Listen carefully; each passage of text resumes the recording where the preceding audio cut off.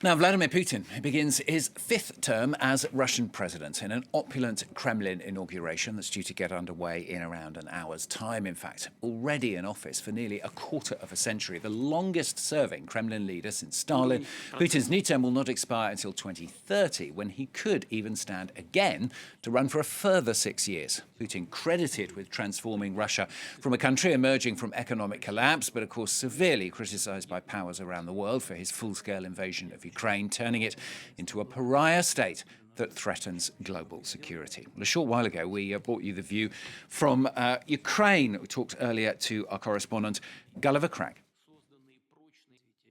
I've been surprised by the unanimity of people I've been speaking to this morning in Sloviansk. Remember, this is eastern Ukraine, majority Russian speaking, a lot of Soviet nostalgia here. I didn't find a single person in Sloviansk who thought that Vladimir Putin should be recognized as the legitimate president of Russia. Of course not, was the response I got from everybody. Some people said that he's a criminal. One man, when I asked whether or not the West should recognize him as president of Russia, replied, better they drop a bomb on the Kremlin and eliminate him. People here are extremely angry, of course, with Russia, and very much in line with what the Ukrainian government's position is, which is that Vladimir Putin should not be considered a legitimate president of Russia because the so-called election that he held was obviously a farce, ridiculously high score for the incumbent president. Even though Ukrainians are aware that a lot of Russians do support Vladimir Putin,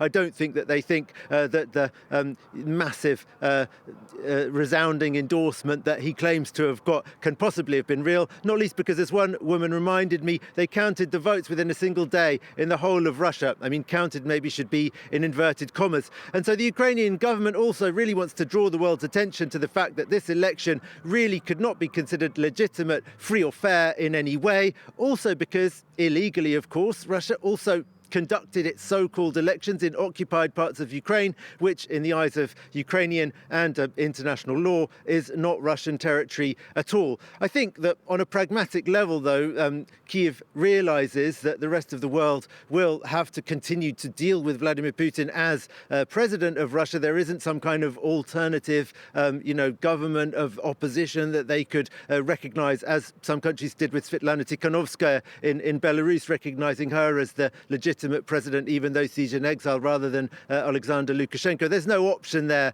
in practical terms with regards to Russia, also because of Russia's sheer military might and geopolitical importance. But Kyiv nevertheless wanted to send a signal that it doesn't recognize this inauguration, and that the world should really remember the fact that Putin was not in any way legitimately elected as president of Russia by any democratic standards. Gulliver Gragg there talking to me earlier on from Sloviansk.